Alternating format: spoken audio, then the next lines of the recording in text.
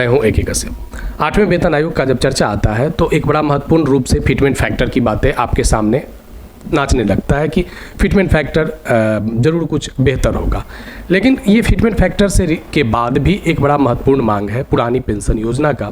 जो CCS pension rules 1972 के provision के आधार पर केंद्रीय कर्मचारी चाह रहे हैं कि इसे 8वें वेतन आयोग में लागू किया जाए। अभी तक जो बातें हैं कि 2004 में जब NPS आया, 2026 में 8वां वेतन आयोग की जो बातें आए हैं, इस 8वें वेतन आयोग में पुरानी पेंशन योजना की बात को ही टर्म ऑफ प्रेफरेंस से समाप्त कर दिया गया। कर्मचारियों में इसको लेकर एक जरा असंतुष्टि है, असहजता है और इसी बात को लेकर कुछ कर्मचारी संघों ने अपना असहमति को जताया है। और साथ ही जो कर्मचारी संघों को रिप्रेजेंट करने वाले NCJCM स्टाफ साइड के जो सेक्रेटरी हैं मिस्टर शिव गोपाल मिश्रा, वहाँ पे एक ड्राफ्टिंग कुछ कर्मचारी संघों ने रखा है और उसमें ये बात को उन लोगों ने रखा है कि NPS और UPS को समाप्त कर दें और OPS को लागू करने की बात 8वां वेतन आयोग में शामिल करवाने की कोशिश करें। आने वाले समय में OPS का मांग कितना प्रशस्त होता है, कितना पुरजोर तरीके से आगे बढ़ पाता है, 8वें वेतन आयोग में क्या OPS की बातों को रखा जाता है, क्या लगभग 23 से 25 लाख जो केंद्रीय कर्मचारी हैं, लगभग 60 से 70 लाख के आसपास में राज्यों में NPS में लोग कवर हैं, क्या उन लोगों के लिए कुछ बेहतर होने का विकल्प क्या हो सकता है, इसी बात पे आज इस वीडियो में चर्चा करेंगे। अगर आप नए जुड़े हैं, सेंट्रल एम्प्लॉय हैं या पेंशनर्स हैं तो मेरे चैनल को जरूर सब्सक्राइब करके बेल आइकन को दबा दीजिएगा। वीडियो अच्छा लगेगा तो लाइक शेयर जरूर कीजिएगा। अगर कोई सुझाव होगा इससे रिलेटेड तो आप कमेंट में लिखिएगा। देखिए, जब 8वें वेतन आयोग की बात आता है तो सबसे पहले महत्वपूर्ण रूप से जो बात पे हमने अभी चर्चा किया कि फिटमेंट फैक्टर, दूसरा सबसे महत्वपूर्ण बातें जो चर्चा में आया है वह है OPS। क्योंकि अगर फिटमेंट फैक्टर अगर बेहतर लगता भी है तो लगभग 23 से 25 लाख के बीच में केंद्र में ऐसे कर्मचारी हैं जिन लोगों को ये महत्वपूर्ण रूप से OPS वे लोग कंटिन्यू विगत कह सकते कि 20 से 22 सालों से कर रहे हैं। NPS जब लागू हुआ तो लोगों ने असंतुष्टि जाहिर किया। NPS जब लागू हुआ तो उस समय 6ठा वेतन क्रॉस किया, 7वां वेतन क्रॉस किया, लेकिन OPS जो है वो नहीं लागू हो पाया। अब 8वें वेतन आयोग में OPS को टर्म ऑफ प्रेफरेंस से ही हटा दिया गया। अब केंद्र सरकार के सामने लोगों को ये बड़ा महत्वपूर्ण डिमांड के रूप में उठा है कि किस तरीके से केंद्रीय कर्मचारियों के लिए OPS को लाया जाए, क्योंकि टर्म ऑफ प्रेफरेंस में OPS न रहने से केंद्रीय कर्मचारियों का एक बड़ा समूह जो है वो इस विषय को लेकर चिंतित है कि क्या सच में OPS लागू नहीं हो पाएगा। अब यहाँ पे एक बात को हम चर्चा में लाए हैं कि UPS को जब लाया गया तो केंद्र सरकार के लगभग 4 से 5% एम्प्लॉय यानी जो NPS में थे, तो NPS में एम्प्लॉयों की संख्या लगभग 23 से 25 लाख के बीच में है। तो उन लोगों के लिए जब विकल्प खोला गया कि आप UPS में आइए तो मात्र 4 से 5% लोग, 1 लाख के आसपास में लोग ही UPS को ऑप्ट किए थे, चुने थे। अब इसी बात को लेकर जो कर्मचारी संघ है AIDEF, इनका चिंता बढ़ा है और NCJCM के सामने ये अपने ड्राफ्टिंग को रखा है ताकि 8वें वेतन आयोग में OPS को शामिल करने की ये कोशिश कर सके। तो अब ये देखिए इस बात को लेकर कि अगर OPS शामिल होता है तो NPS UPS को खत्म करो और OPS को शामिल करो। देखिए, जब UPS को लाया गया था, NPS के बाद जो UPS को लाया गया था, तो केंद्र सरकार ने यहाँ पे कुछ महत्वपूर्ण बातों को लोगों को अवेयरनेस के लिए कहा था कि हम इसमें फैमिली पेंशन देंगे, एश्योर्ड पेंशन देंगे, मिनिमम पेंशन देंगे।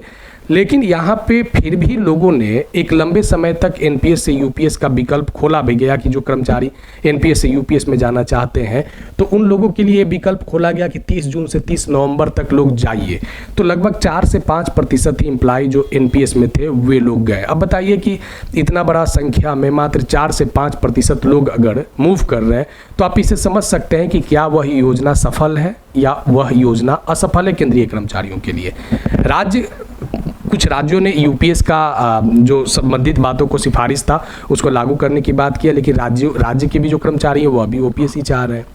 अब यहाँ पे ये चीज़ है कि अगर एक ट्रायल के रूप में अगर केंद्र सरकार अगर करती है कि NPS UPS में जो कर्मचारी है एक बार OPS के विकल्प को खोल के देखे, तब पता चलेगा कि कितने लोग NPS और UPS से सेटिस्फाइड है। तो यहाँ अभी तक बड़ा महत्वपूर्ण रूप से जिस UPS को लेकर केंद्र सरकार जो है वो तरह तरह के जो बातों को लाया, गजट में प्रकाशित किया, लेकिन फिर भी लोगों ने स्वीकार नहीं किया। क्यों नहीं किया? क्योंकि वहाँ पे जो चीज़ ये लोगों का डिमांड था कि हूबहू पैटर्न पे सीसीएस पेंशन रूल 1972 को लागू किया जाए, लेकिन नहीं लागू किया गया। कुछ तोड़ मरोड़ के कुछ एनपीएस की बातों को लागू किया गया, कुछ यूपीएस के शब्द 50% पेंशन संबंधित बातों को वहाँ पे ओपीएस वाले को यूपीएस में शामिल किया गया, लेकिन कह सकते हैं कि उसको एक टुकड़ों में कुछ बातें एनपीएस से ले लो, कुछ बातें ओपीएस से ले लो, और लेकिन यहाँ पे वे सारे चीज़ों को नहीं दिया गया जिसको कर्मचारी विगत 20-22 सालों से मांग के रूप में अपने अपने प्रपोजल में रख रहे थे। अब यहाँ पे एक बड़ा महत्वपूर्ण मुद्दा ये उठा है कि इतनी बड़ी संख्या के जो सेंट्रल एम्प्लॉई हैं उन लोगों का क्या 8वें वेतन आयोग से ओपीएस को गायब कर देना, यानी आने वाले 10 सालों में केंद्रीय कर्मचारियों का फिर भविष्य जो है वो ओपीएस को लेकर अंधकारमय की ओर जा सकता है। अब सबसे महत्वपूर्ण ये चीज़ है कि टर्म ऑफ प्रेफरेंस में ओपीएस को जो नहीं लाया गया था उसको जगह दिया जाए। अब इसका सारा जो जिम्मेवारी है वो एनसीजेसीएम को जिम्मेवारी है, क्योंकि एनसीजेसीएम ही कर्मचारी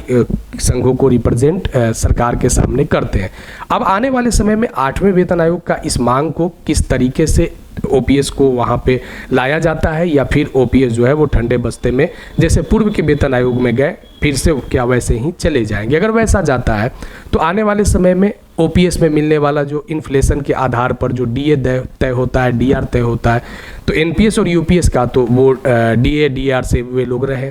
दूसरी चीज़ की जो ओपीएस में जो जिस तरीके की रिटायरमेंट बेनिफिट है वो ना तो एनपीएस में है ना वो यूपीएस में है। जिस तरीके के वीआरएस की सुविधा ओपीएस में है ना वो एनपीएस में है ना यूपीएस में है। तो हमने जो कहा कि जो तोड़ मरोड़ के अलग अलग जगहों से छोटे छोटे बातों को शामिल किया गया ताकि लोगों को यूपीएस लुभावना लगे, लेकिन ऐसा नहीं हुआ। केंद्रीय कर्मचारियों ने एकदम अस्वीकार कर दिया यूपीएस को। एक बार इसका एक्सरसाइज होना ये जरूरी है कि सरकार के सामने कि एक बार विकल्प के तौर पे ही, प्रैक्टिकल तौर पे ही ओपीएस को लिए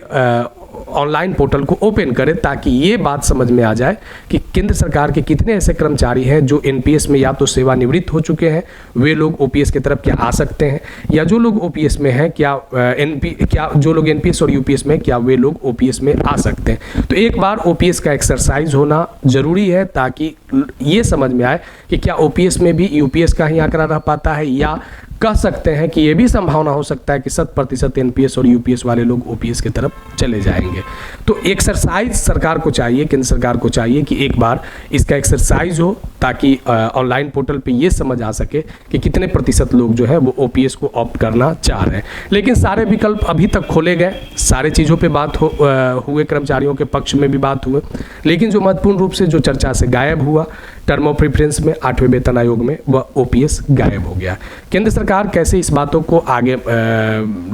कर्मचारियों के पक्ष में लागू कर पाता है, राज्य के कर्मचारियों को किस तरीके से इसका लाभ मिल पाता है, ये बड़ा महत्वपूर्ण विषय है। आने वाले समय में इसे संदर्भित बातों पे हम और चर्चा करेंगे। अगर नए जुड़े हैं तो चैनल को जरूर सब्सक्राइब करके बेल आइकन को दबा दीजिएगा। वीडियो अच्छा लगेगा तो लाइक शेयर जरूर कीजिएगा। अगर कोई सुझाव होगा तो आप कमेंट में लिखिएगा। तो यहाँ पे लास्ट में फिर हम इस बात को बड़ा पुरजोर तरीके से रख रहे हैं कि ओपीएस का एक्सरसाइज होना जरूरी है ताकि कितने प्रतिशत एनपीएस और यूपीएस वाले लोग ओपीएस की तरफ जा पाते हैं। अगर उसे लागू हो ना हो, कम से कम उसका एक बार सरकार इस चीज़ को परखने के लिए ही देखे कि किस तरीके से लोग एनपीएस और यूपीएस को अपने लाइफ में उबाऊ समझ रहे हैं, किस तरीके से एनपीएस और यूपीएस से लोग असंतुष्ट हैं। इस बात का जानना जरूरी है कि सच में क्या कर्मचारियों के लिए एनपीएस और यूपीएस जो है वह एक हकमारी है, जो उन लोगों को मिलना चाहिए बेनिफिट, वो नहीं मिल पाया है।